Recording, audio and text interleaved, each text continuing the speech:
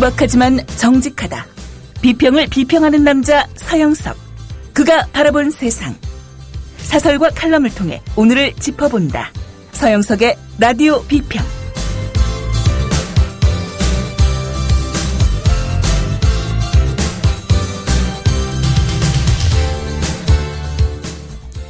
안녕하십니까, 서영석입니다. 박근혜 대통령의 이른바 65세 이상 모든 노인들에게 20만 원을 지급하겠다는 공약이 폐기 직전에 있습니다. 모든 노인들에게 20만 원 이상을 지급한다는 공약 자체에 사실 문제는 많죠. 노인네들 중에서도 은퇴 후 소득이 매우 많은 그런 노인들도 있고, 반면에 하루 한 끼 먹기 힘든 노인들도 있습니다. 그런 모든 노인들에게 20만 원을 주겠다는 공약 자체가 포퓰리즘적인 공약이었고요. 박근혜 대통령의 공약은 다른 무엇보다도 재원 마련이 전혀 전제되지 않은 그런 공약이었습니다. 결국은 폐기될 수밖에 없는 공약이었는데요. 문제는 그러한 거짓 공약 때문에 사실 노인층들이 많이 흔들려서 박근혜 대통령을 찍었다는 사실이고요. 두 번째는 재원이 없으니 정세를 이제 박근혜 정부에게는 정세가 일종의 마의 문입니다. 절대로 건드려서는 안 될. 정세를 못하니까 이제 다른 대체 방안을 내놓아야 하는데 그 차등 지급 방안 자체도 문제가 많은 방안입니다. 이게 사실 더 큰 문제를 야기하는데요.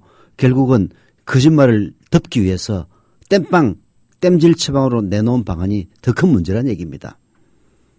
기초노령연금 차등 지급 방안은 국민연금과 연계가 되는데요. 예를 들어서 제가 뭐 아주 부자는 아니지만은 돈이 좀 있어가지고 월 5만 원씩 국민연금을 냅니다. 주로 이제 임의가입자들, 쉽게 얘기해서 월급을 받는 급여 생활자들은 자기 급여에 연동해서 국민연금을 내기 때문에 그런 식으로 할 수 없는데요. 급여를 정기적인 급여를 받지 않는 사람들은 자기가 임의로 국민연금에 가입해서 돈을 냅니다. 그래서 월 5만 원씩 내는데 이런 식으로 내다 보면은 제가 만 65세 되면은 매월 15만 원씩 지급을 받는다고 가정을 합시다. 그러면은 지금 박근혜 정부의 차등 지급 방안에 따르면요. 저는 기초노령연금을 5만 원밖에 받지를 못해요. 왜냐하면은 그 20만 원에서 국민연금 15만 원만큼은 차감을 하기 때문입니다. 결국 국민연금과 기초노령연금을 연계하겠다는 얘기인데요. 이렇게 되면 어떤 문제가 생기느냐. 제가 지금 임의가입을 해서 5만 원을 낼 이유가 없어지는 거예요. 5만 원을 안 내더라도 내가 65세 되면은 국민연금을 5만 원을 안 내니까 한 푼도 못 받을 것 아닙니까? 그러면 월 20만 원씩 기초노령연금을 받게 되는데 미쳤다고 내가 국민연금 임의가입자 돼가지고 매월 5만 원씩 냅니까? 저 같은 사람이 아니죠. 가정이니까. 월 5만 원씩 내는 사람들 전부 다 탈퇴하는 거예요. 더 큰 문제는 지금 20세에서 40세의 젊은 이른바 근로소득자들입니다. 이 사람들은 근로소득, 즉 급여를 정기적으로 받기 때문에 국민연금에 강제적으로 가입이 됩니다. 이 사람들은 65세 이상이 되면은 국민연금 지급액이 평균 20만 원을 훨씬 넘게 돼요. 이 사람들은 기초노령연금을 받지 못합니다. 왜? 국민연금을 20만 원 이상 받으니까 차감해버리면 마이너스가 돼가지고 줄 돈이 없는 거예요. 이런 말도 안 되는 방안을 갖다가 대안이라고 내놓은 박근혜 정부의 그 후관부치 하면은 정말 치가 떨릴 지경입니다. 예.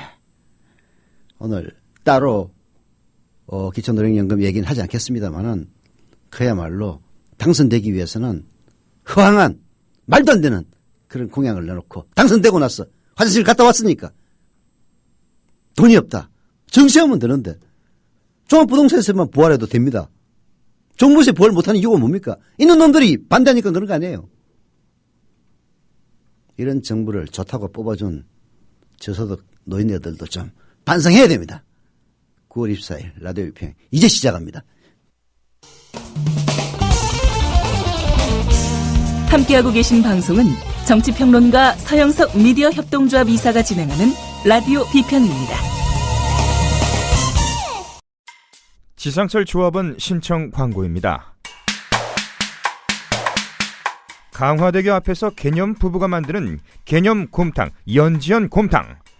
연지연이란 가마솥의 장작불로 온종일 구워내는 곰탕을 서로 나누어 이어지는 인연이란 뜻입니다.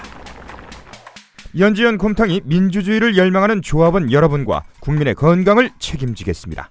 곰탕 포장 판매는 한 팩 800g에 7,000원이며 7팩 이상은 무료 배송으로 드립니다. 연지연 곰탕은 강화대교 입구에 위치해 있습니다. 단체 주문 예약 및 포장 주문 전화번호는 010-7252-1114, 010-7252-1114, 031-989-9968. 조합원 단체 예약은 10% 할인해드립니다. 그리고 판매 금액의 10%는 국민TV의 후원금으로 쓰입니다.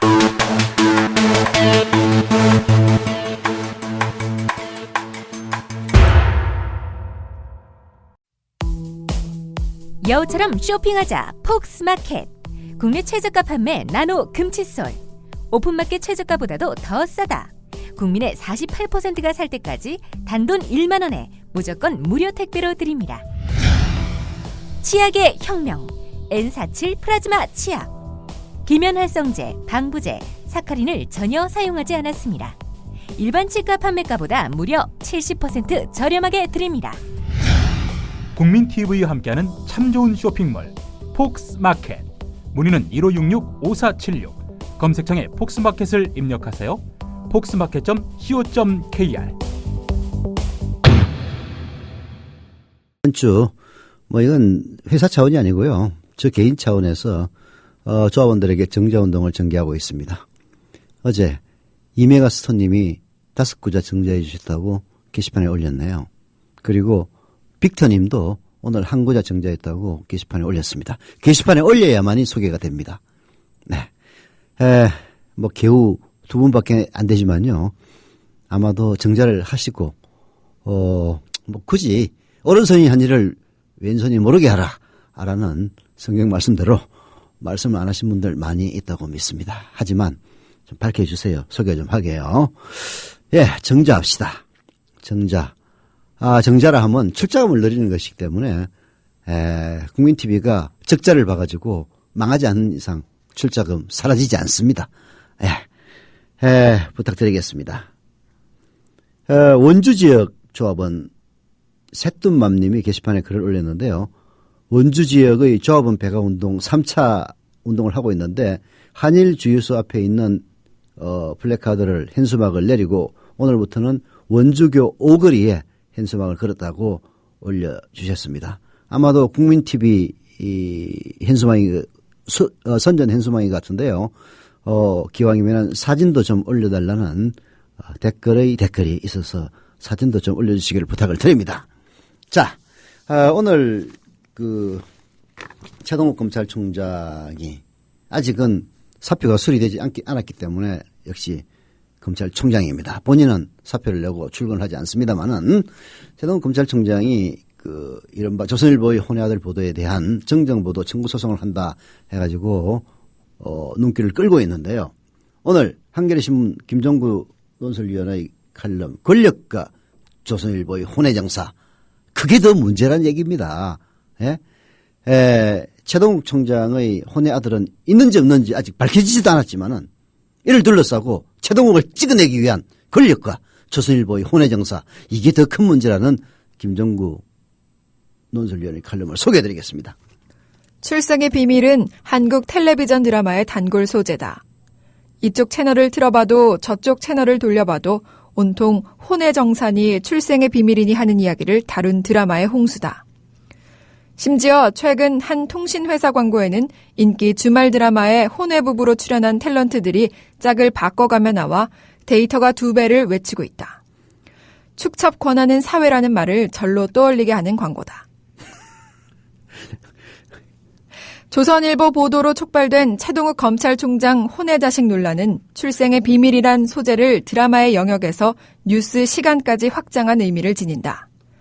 시청자들은 출생의 비밀을 다룬 드라마가 끝나기 무섭게 뉴스에서 또다시 똑같은 소재의 이야기에 맞닥뜨려야 했다.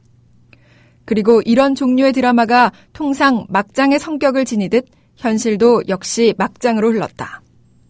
아니, 드라마보다 훨씬 더 심하다. 시청자들이 손에 땀을 쥐고 지켜보고 있는데 출생의 비밀이 밝혀지기도 전에 드라마를 강제로 조기 종영하고 주인공을 쫓아내는 법이 도대체 어디 있단 말인가. 네. 아니, 제가 이 중간에 좀 웃었는데요. TV를 전혀 안 보다 보니까 뭐 드라마는 물론이고 특히 이제 광고에 그런 광고가 있는지를 몰라가지고 잠깐 웃었습니다. 최근 한 통신회사의 광고에는 인기 주말 드라마에 혼외 부부로 출연하는 탤런트들이 짝을 바꿔가며 나와서 데이트가 2배로 외치고 있다니 참 정말 축첩 근하는 사이도 아니고 이런 광고 심의 안 걸립니까? 이야, 정말 참 대한민국이 미쳐 돌아가는 것 같습니다. 그런데 따지고 보면은 최동욱 총장의 혼외자식 의혹을 제기한 기사야말로 권력과 조선일보의 혼외 정사의 결과가 아니냐라는 생각이 든다고 김종구 논술위원은 지적을 하고 있습니다. 이것은 기사의 유전자를 굳이 감식해보지 않아도 짐작할 수 있다는 겁니다. 학적부와 혈액형 등 국가기관이 개입하지 않고는 쉽게 얻을 수 없는 내밀한 사생활 정보, 이 보도를 전후한 권력의 움직임 등 각종 정황은 권력과 조선일보 간의 은밀한 교접의 의혹을 품게 만들기에 충분하다는 겁니다. 보도의 씨앗은 권력의 것이고 조선일보는 그 씨앗을 받아 키운 밭이 아니냐는 의구심이 당연히 제기될 수밖에 없는 것이죠. 예.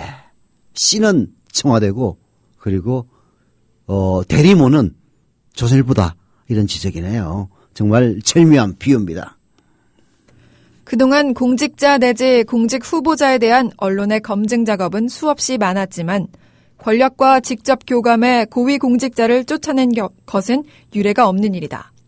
검찰의 국정원 대선 개입 수사 결과에 반감을 품고 있던 이들이 의기투합해 검찰총장 혼외 아들 의혹 보도라는 위대한 전사를 탄생시켰다면 가히 언론사의 길이 남을 기념비적 작품의 자격이 충분하다. 네, 검찰의 국정원 대선 개입 수사 결과에 반감을 품고 있는 청와대와 조선일보, 말하자면 권력과 수구 언론이라고 봐야 되겠죠.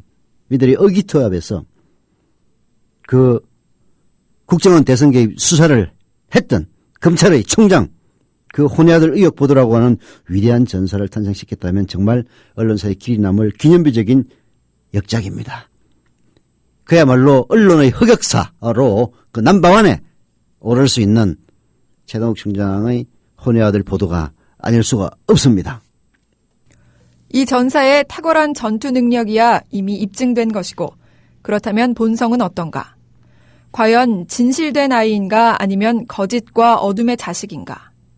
그 여부는 결국 최 총장의 혼외 아들로 지목된 아이가 친자인지에 따라 판가름 날 것이다. 최 총장이 조선일보를 상대로 낼 예정인 민사소송의 결과가 매우 궁금해지는 이유다. 사실 이 소송의 외적 형식은 최동욱 대 조선일보지만 실질적 내용은 최동욱 대 권력이요, 최동욱 대 권원 유착이다.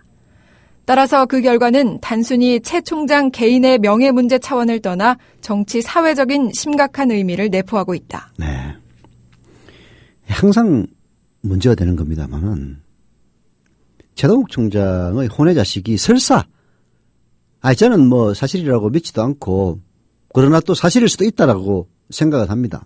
그러나 설사 사실이라도 손 치더라도 이런 방식으로 최 총장을 찍어내기 위해서 말하자면 정치적인 목적으로 이용됐다는 사실 자체는 범죄입니다. 아시다시피 최 총장 보도와 관련해서 어떤 정신 나간 전직 언론인은 니들이 특종 못하니까 시기 질투하고 있느냐 이딴 식으로 얘기를 했는데요. 그건 그야말로 웃기는 얘기입니다. 과거 기자들이 갑이던 시절은 이미 지났어요. 어디 동해 가가지고 갑질을 하면은 불법적으로 정부를 취득할 수 있는 그런 시대도 있었습니다. 60년대, 70년대는 그랬어요. 그러나 지금은 모든 게 전산화가 돼가지고 절대 안 됩니다.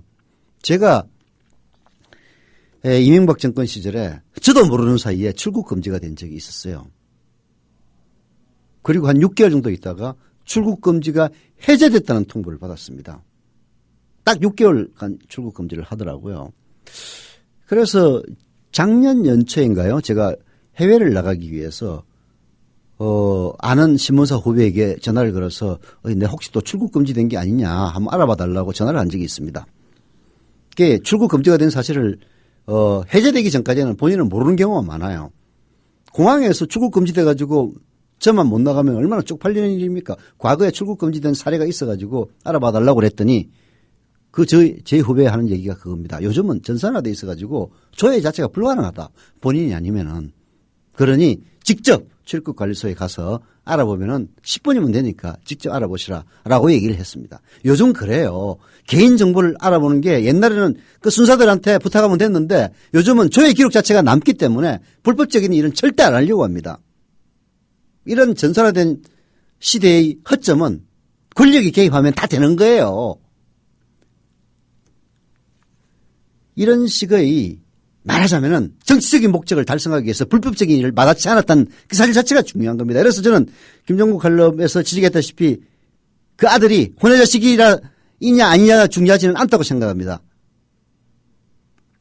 사실 국정은 대선 계획도 마찬가지예요. 조선일보는 항상 그렇게 얘기를 합니다. 아니 댓글 몇 개 달았다고 안 될 박근혜가 된 거냐? 라고 얘기를 합니다. 물론 그럴 수도 있어요. 물론 최근의 여론조사를 보면 그런 조선일보의 주장마저 엉터리라는 게 드러나고 있습니다. 인천시민 1000명을 대상으로 조사를 했더니 만약에 12월 16일 날 정상적으로 수사 결과가 발표가 됐다면 혹은 중간 수사 결과 발표를 아예 안 했다면은 선거 결과 뒤집혀서 문재인이 11% 이상, 포인트 이상 이긴다는 그런 여론조사도 있지 않습니까? 아니 그건 일단 자체하고 설사 영향을 미친 바가 적다손 치더라도 그렇다고 해서 국정원이 박근혜를 당선시키기 위해서 대선에 불법 개입하고 댓글 공작을 하고 알려지지 않은 여러 가지 정치 공작을 했다는 사실이 면제되는 건 아닙니다. 당선에 영향을 줬건 주지 않았건 그런 사실이 사실로 드러난다면 도덕적으로는 대통령직이 박탈되어야만 합니다. 친자 여부를 가리기 위한 유전자 감식이 실제로 이루어질지 그리고 그 결과가 어떻게 나올지를 예단하기는 힘들다. 만약 최 총장의 친자로 판명나면 권력과 조선일보 간의 은밀한 접촉 의혹은 그대로 넘어갈 것이다. 아동의 사생활이나 인격, 존엄성의 유린 문제 등도 외면당하고 묻힐 것이다. 그리고 최 총장은 축첩 인사에 거짓말쟁이라는 낙인이 찍히며 출생의 비밀을 다룬 역대 드라마 주인공 중 최악의 캐릭터로 남을 것이다. 네, 이건 말도 안 되는 얘기지만은 지금 장악된 언론, 자발적으로 복종하고 있는 보수 언론의 속성에 미뤄보면은 실제로 만약 혼외 자식이라면 이렇게 될 가능성이 높습니다. 그러나 만약 조선일보의 최 총장 혼외 아들 보도가 허위로 밝혀진다면 어떻게 될 것인가? 그것은 단순히 조선일보의 패배가 아니라 권력의 총체적 패배여 권력과 언론의 불륜관계의 파탄을 의미한다. 청와대는 지금 최 총장에 대한 감찰을 강행해 다른 흠집이라도 찾아내려고 혈안이 돼 있지만 그렇다고 해서 이 허물을 덮일 수는 없다. 네. 일요신문의 보도에 따르면은 이 최 총장과 그리고 임모예인이었나요? 이 두 사람 간에 금전적인 흐름을 추적하기 위해서 불법적으로 계좌 추적 이런 거 다 했는데 아무것도 나오는 게 없어가지고 우울하다는 청와대발 관계자의 말을 인용하셔서 보도한 바가 있습니다. 뭐 그런 얘기를 한 청와대 관계자가 어떤 놈인지 미친놈이기도 한데요. 사실 지금 현재 최동욱 총장의 계좌를 추적한다는 것은 사실 불법입니다. 정식으로 감찰이 이루어져야만이 가능한 거죠. 여하튼 뭐 불법적인 일을 한두 개 하는 정권이 아니니까 거기서도 나오는 게 없다 이런 얘기가 있는데요. 정말로 혼외 자식이 아니라면은 그야말로 권력과 조선일보의 혼외 정사는 파탄으로 이렇게 되는 거죠. 무엇보다 우습게 되는 것은 우리 국가기관의 한심한 정보 수집 능력이다. 청와대 민정수석실과 국가정보원 등이 총출동해 현직 검찰총장의 뒷조사를 샅샅이 했는데도 결국 헛다리를 짚은 것이었다면 이런 망신거리가 어디 있겠는가. 이들 기관의 존폐 문제까지도 거론해야 할 상황이 된다. 만약 처음부터 그릇된 정보임을 알고 공작을 벌인 것이라면 죄는 더욱 무겁다. 그 후 폭풍은 권력의 근간을 흔들 정도로 심각할 수 있다. 권력이 그때 가서 이 위대한 전사가 자신의 친자가 아니라고 뒷공무니를 빼는 일은 없었으면 한다. 가장 중요한 것은 결국 진실이다. 출생의 비밀을 소재로 한 사상 최대의 블록버스터 드라마는 아직 끝나지 않았다. 네. 예, 이게 현실입니다. 그게 사실 권력과 조선일보의 혼외정사 결과 드러난 최동욱 총장의 혼외 아들 보도. 저는 최 총장의 혼외 아들이 있든 없든 권력의 정통성을 훼손시키는 사실은 자기들이 잘못했기 때문에 들통난 것뿐입니다. 여하튼 그러나 잘못한 놈들이 지들이 잘못해서 그렇다고 생각하는 그런 놈들 한 놈도 없습니다. 다 들통난 걸 갖다가 아이 다 그러는데 왜 나만 갖고 지랄이야 라고 얘기하기 하는 사람들이 태반이죠. 하지만 그러한 불법적인 국정원의 불법 대선 개입을 수사해서 공직선거법 위반으로 기소한 최동욱 총장을 찍어내기 위해서 불법적으로 사찰하고 불법적으로 뭔가를 획책했다면 그 사실 자체만으로도 권력이 무너지고도 남을 만한 일입니다. 그럼에도 불구하고 장악된 언론, 자발적으로 복종하는 이 언론 환경 속에서 제발 최 총장의 혼외 아들이 사실이 아니기를 바라는 그 마음조차 정말 서글프기만 합니다. 말이 안 나오네. 하도 서글퍼가지고. 노래 하나 듣고 오겠습니다. 이바디의 끝나지 않은 이야기 듣고 오죠.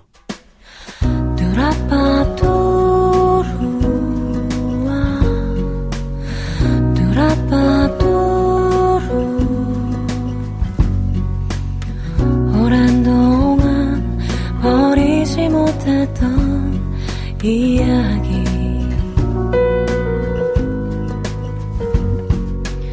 시작되고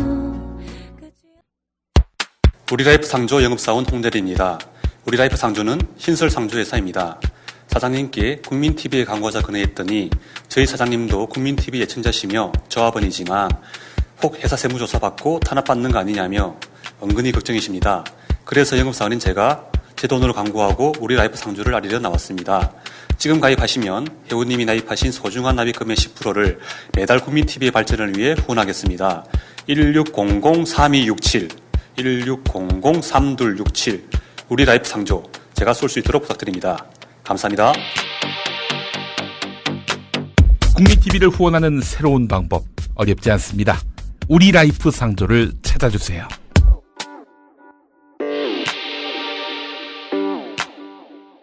네. 게시판에 정자했다 혹은 할 거다라고 글이 많이 올라오는데요. 이건 종합해가지고 내일 다 소개를 해드리겠습니다. 오늘 조합원 가입 현재까지 12명이네요. 네, 그렇지만은 지금 현재 2267명 꾸준히 늘고 있습니다. 예, 올해 안으로 3만 명 돌파 가능할 것 같네요. 다른 무엇보다도 출자 금액이 많이 늘고 있습니다. 여러분들의 정자 덕분이라고 생각되는데요. 정자뿐만이 아니라 조합원 가입도 필요합니다. 예. 경기 파주시 금촌 이동의 하늘들령님, 경기 성남시 중앙구 하대원동의 사랑한다님, 그리고 서울 양천구 목이동의 일로일로님, 전북 전주시 완산구 서신동의 CHDDANG CH땅님, 네 분 모두 조합원 가입 감사드립니다. 여러분들의 조합원 가입이 정말로 훌륭한 그리고 새로운 언론을 만드는 데 초석이 될 겁니다. 많은 가입 부탁드리고요. 오늘은 한겨레신문에서 많이 골랐습니다. 곽병찬 한겨레신문 대기자가 박근혜 대통령에게 보내는 편지, 무슨 연애 편지도 아니고 주로 씹는 편지라 이게 길기 때문에 신문에는 실리지 않은데요. 어제자 공포란 병균이 스물스물 퍼지고 있습니다를 소개해드리겠습니다. 보통 추석이 지나면 한여름 내내 괴롭히던 모기, 벼룩, 진드기 따위의 물것들이 사라지곤 했습니다. 추석이 기다려지는 여러 가지 이유 가운데 하나였습니다. 올해도 어김없이 물것의 횡포가 여지없이 줄어들었으니 계절의 순환이 여간 고마운 게 아닙니다. 한데 추석 연휴도 줄여가며 발행한 신문들을 보니 신종 전염병의 습격을 경고하고 있었습니다. 사찰이란 이름의 벌레와 그것이 퍼뜨리는 공포란 이름의 전염균인데요. 공직 사회를 중심으로 광범위하게 확산되고 있다고 합니다. 벌레의 특징은 그림자처럼 쫓아다니며 엿보고 엿듣다가는 슬그머니 뒤통수를 물어버립니다. 때론 패스트를 옮기는 들쥐같이 약삭 빠른 매체를 통해 병균을 대량 확산시키기도 하죠. 사실 벌레보다 무서운 건 공포라는 균입니다. 일종의 감염균인데 비단 감염된 사람을 황폐하게 만들 뿐 아니라 그를 보고 또 그에 관해 듣는 것만으로 감염이 된다는 점에서 치명적입니다. 이 벌레와 균은 사정기관이란 곳에서 배양한다는데요. 지금 공직사회뿐 아니라 사기업, 일반 가정에 이르기까지 광범위하게 퍼지고 있다는 겁니다. 새 대통령을 모신 지 몇 개월인데 이런 일이 벌어지다니 착잡합니다. 네, 우리 곽병찬 대기자가 여러 가지 비유를 섞어가지고 복잡하게 얘기를 해놨는데 이런 얘기입니다. 야, 검찰총장 뒷조사까지 해가지고 박근혜 대통령 마음에 안 드니까 혼의 자식 운운하면서 온갖 창피를 줘가지고 쫓아내고 사표를 내니까 그것도 안 받아들이면서 뒷조사를 지금 열심히 하고 있는데 일반인들은 어떻게 하겠느냐. 특히 공직자들 벌벌벌 떨고 있다는 얘기입니다. 특히 공직자들 중에서 고위공직자들 연애 잘못한 사람들은 지금 벌벌 떨고 있을 겁니다.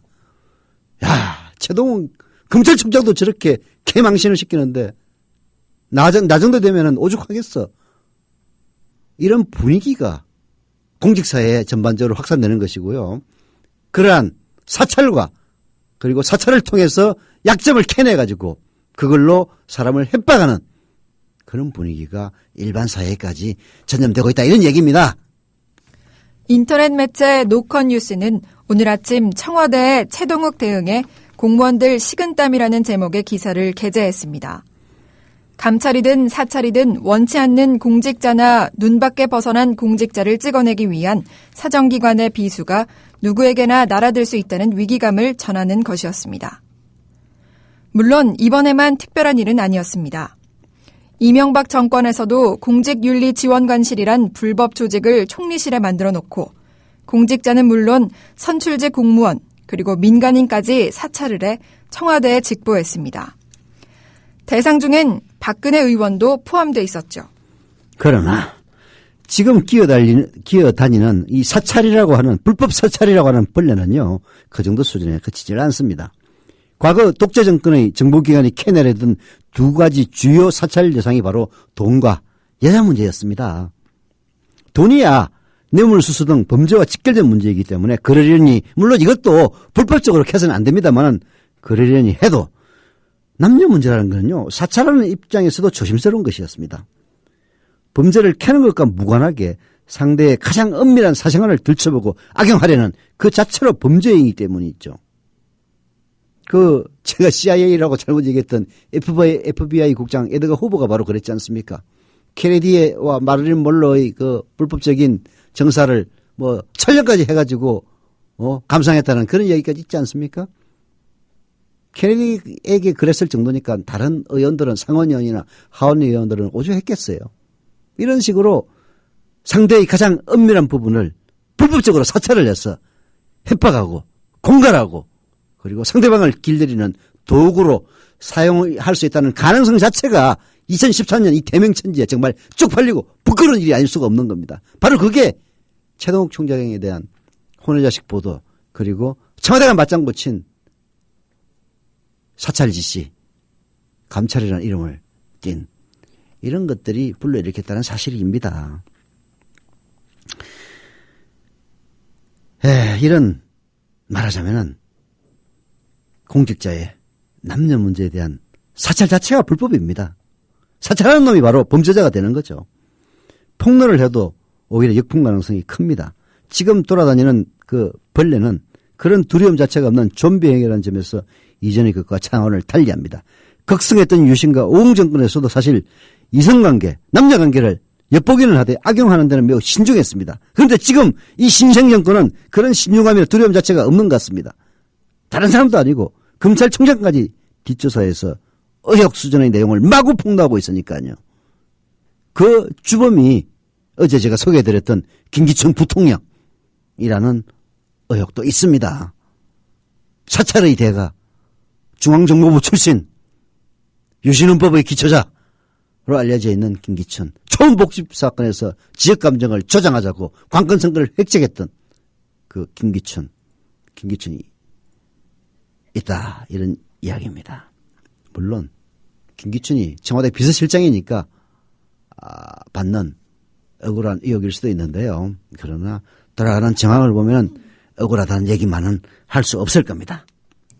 물론 이전 독재자들은 본인에게도 많은 문제가 있기 때문에 주저했거나 너그러웠을 수도 있습니다.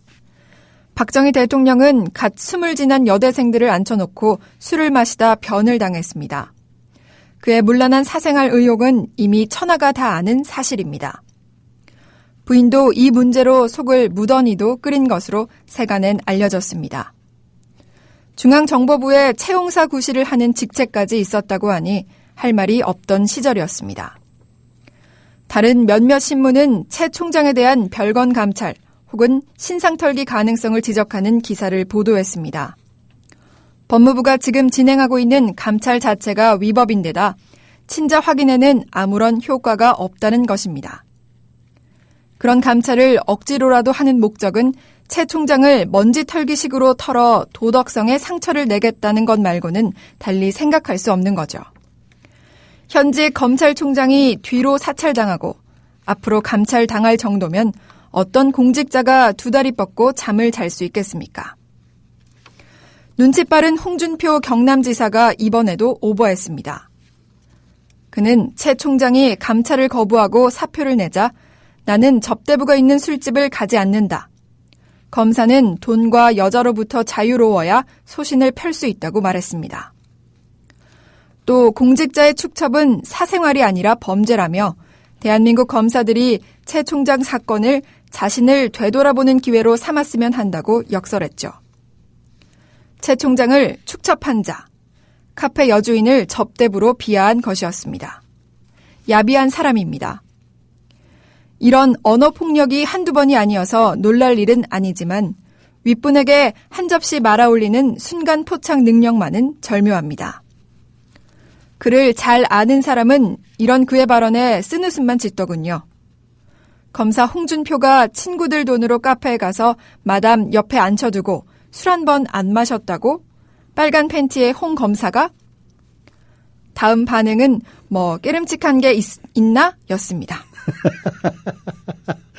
아, 참. 정말 홍준표 경남지사 입 바른 것도 알아줘야 되고요. 그거를 아주 통렬하게 꼬집는 곽병찬 대기자의 글솜씨도 알아줘야 될 것 같습니다. 홍준표가 사실 난 접대부가 있는 술집에 안 간다. 검사는 돈과 여자로부터 자유로워야 소신을 펼 수 있다. 라고 얘기한 것은 아마 절반의 진실일 겁니다. 뭐 돈과 여자로부터 자유로울 수는 있겠죠. 하지만 접대부 있는 술집에 안 갔다는 얘기는 그야말로 빨간 팬티 홍 검사가 뭐 깨름칙한 게 있어가지고 괜히 자기 고백하는 거야? 라는 얘기를 들을만 하죠. 물론 맞는 얘기입니다. 공직자 축첩은 사생활이 아니라 범죄고 대한민국 범죄라는 얘기는 맞는 얘기죠. 하지만 채 총장이 과연 축첩을 했는지 하지 않았는지 아직 드러난 건 하나도 없는 거죠. 조선일보 보도만 있을 뿐입니다. 이 보도가 잘못됐다고 정정보도 청구 소송을 지금 아마 오늘 할 겁니다. 법적으로 서로 다투는 이야기란 얘기죠. 여기에 조선일보 편을 들어가지고 마치 채 총장이 축첩을 한 것처럼 대한민국 검사들이 채 총장 사건을 자신을 되돌아보는 기기로 삼았었다. 이런 식의 얘기를 한다는 것 자체가 홍준표의 가벼운 입을 가벼운 입 탓이죠. 네. 스스로 단속하게 하는 것. 그것이 공포의 순기능 아니냐고 반문할지 모르겠습니다. 우선 타인을 엿보고 엿듣는 것은 범죄라는 기본부터 염두에 두십시오. 그리고 효나 애국처럼 법으로 강제하지 못하는 도덕과 윤리의 영역이 있는 것처럼 도덕과 윤리로 강제할 수 없는 영역이 있다는 사실을 아셔야 합니다. 개인이 취미와 감정의 영역까지 자기 검열을 한다고 생각해 보십시오. 우리 사회는 거대한 히스테리 병동이 되고 말 것이고 님이 입에 달고 사는 미래, 행복, 창조 등 모든 가치 있는 것들이 죽어버린 사회가 될 것입니다. 네. 아버지는 치마의 길이, 머리카락의 길이까지 단속했습니다. 머리카락 길이 단속해가지고 제가 1975년 겨울에 지금 영건동에서 경찰에게 걸려가지고 도망을 친 일도 있습니다. 그때 당시 장발 단속 걸리면요, 머리 한가운데 고속도로를 냈습니다. 참 진짜 야만적인 나라였죠. 그렇다고 아버지가 그렇게 했다고 해서 딸이 타인의 관심사나 애정 등에 관해서까지 단속하려고 해서는 안 됩니다. 타인의 관심사나 애정은 본질적으로 그 자신의 문제일 뿐이죠. 그것을 왜 단속하려고 합니까? 게다가 엿보고 엿듣고 흘리고 뒤통수 치는 방식으로 해서는 더더욱 안 됩니다. 비명에 간 애비의 불행한 전철을 왜 따르려고 합니까? 본인은 몰라도 국민들까지 왜 불행에 빠뜨려야 합니까? 라고 곽병찬 대기자가 얘기하고 있는데요. 이거 그냥 흘려들어서는 안 될 얘기입니다. 이런 식으로 원한을 쌓아가고 악업을 계속하면은 아버지에게 내려졌던 그 행벌이 피해가리라고 생각해서는 안 됩니다. 더욱 삼가고 국민을 섬기고 무서워하는 그런 대통령이 되기를 바람하지 않습니다. 뭐 바란다고 될 것 같지는 않지만요. 노래 듣고 오겠습니다. 콜라의 모기야 듣고 오죠.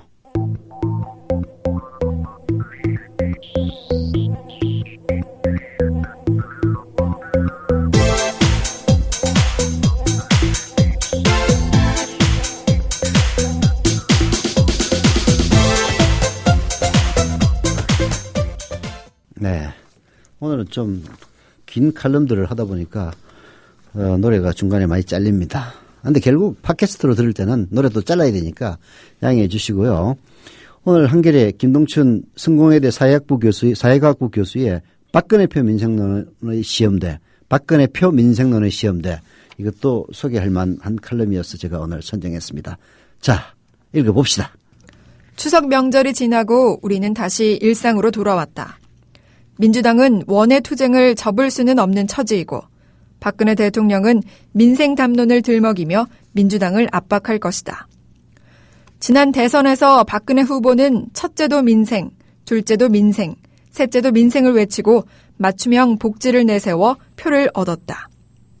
그런데 기실은 국정원의 불법 선거 개입 사실이 밝혀지면서 화들짝 놀란 국정원과 박근혜 정부는 이 사건과 전혀 무관한 노무현의 NLL 발언, 이석기 내란 음모 건을 들고 나와 치부를 감추려 했으며 급기야 국정원의 칼을 겨눈 최동욱 검찰총장까지 끌어내리려 한다.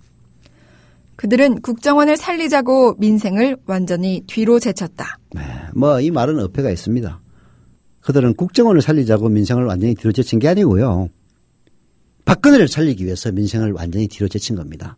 왜? 국정원이 불법적으로 대선에 개입하고 그리고 국정원이 박근혜를 당선시켰다는 사실이 드러나면은 결국은 박근혜의 정통성에 커다란 위협으로 등장할 것이고 경우에 따라서는 대통령 임기 도중에 국민들에 의해서 권좌에서 끌어내리는 그런 일이 벌어질 수 있다고 봤기 때문에 이것을 원천적으로 차단하기 위해서 국민의 시선을 돌리기 위해서 노무현 NLL 발언, 이석기 내란 음모 사건 그야말로 조그만한 1%의 진실에 99%의 거짓말을 섞어가지고 사건을 조작해낸 것이 아니냐라는 그런 의혹의 시선을 받고 있습니다.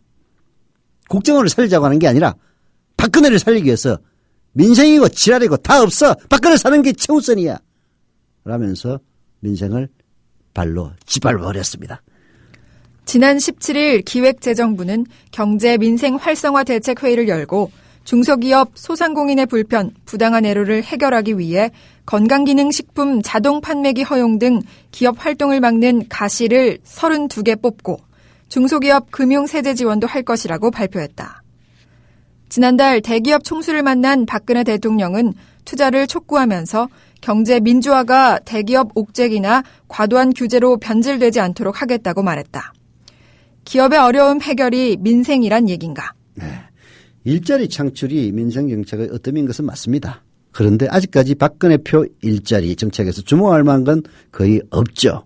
고용률을 70%로 높이겠다는 구호는 있지만 창조경제를 통한 일자리 창출 계획은 그 실체도 모호하고 정부가 제안한 양질의 시간제 일자리가 현재도 극히 열악한 고용 현실을 더 악화시킬 우려가 큽니다.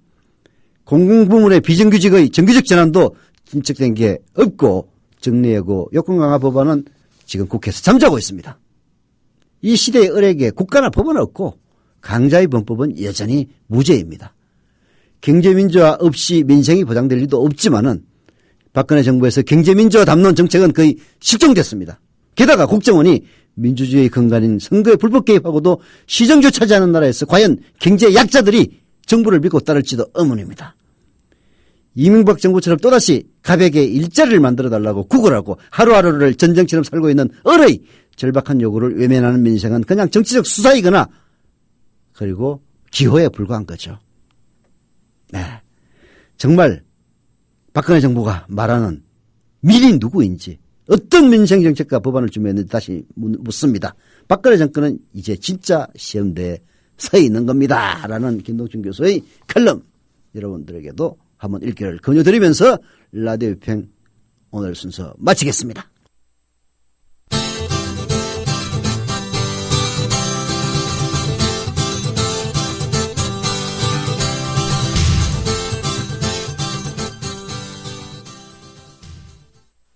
구